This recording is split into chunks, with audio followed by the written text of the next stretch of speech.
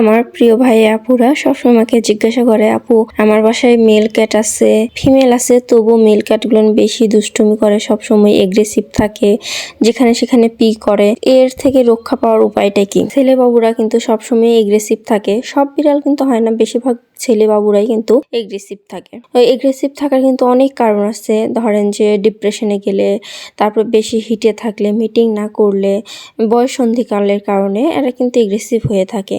এর থেকে কিন্তু রক্ষা পাওয়ার উপায় আছে। আপনার ঘরে যদি ফিমেল থাকে, তো একটা যদি ফিমেল থাকে তাহলে তার হয় না, কারণ একটা ফিমেল আর কতদিনই মিটিং করবে, কয়বার হবে। তো এই কারণে আপনার ঘরে মেল বাবুটাকে আপনি যদি বাহিরে কোথাও মিটিংয়ে দেন তার জন্য ঠিক আছে, বা মিটিং ও যদি মাসে অন্তত 2-1টা মিটিং করে তাহলে ও ঠিকঠাক থাকে। তারপরেও দেখবেন যে অনেক সময় এগ্রেসিভ কিন্তু যায় না। কিছু বিড়াল আছে ওরা জন্মগতভাবে এগ্রেসিভ, তো তাদের সঙ্গে তাদের মাথা ঠান্ডা রাখার জন্য ঘরে কিন্তু ওদের সঙ্গে সবসময় খেলতে হবে, ওদেরকে আদর করতে হবে, ওদের সঙ্গে সময় কাটাতে হবে। যখন ওরা বুঝতেছে যে না আমাদেরকে সময় দিচ্ছে, আমাদেরকে বেশি বেশি ভালোবাসতেছে, তখন আস্তে আস্তে ও ঠিক হয়ে যায়। আর অনেকেই বলে ছেলে বিড়ালটা যখন হিটে থাকে, আসলে ছেলে বিড়ালটা সবসময় হিটে থাকে। ওরা যখন ফিমেল বিড়ালদের হিটের গন্ধ পায় তখন ওরা ঘরের যেখানে সেখানে একটু করে পি করে দেয়।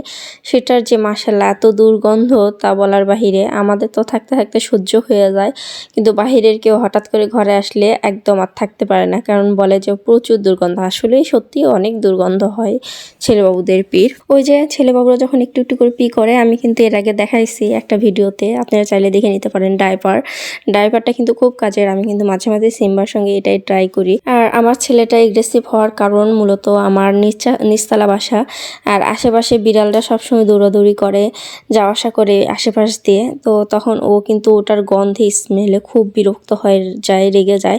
কারণ এক ছেলে বিড়াল আরেকটা ছেলে বিড়ালকে পছন্দ করে না, মানে এক দেশে দুইটা রাজা থাকে না, যেমন সেরকম ওরা মনে করে আমি তো একজন আছি, আমার আশেপাশে কেন আরেকজন ঘুরতেছে।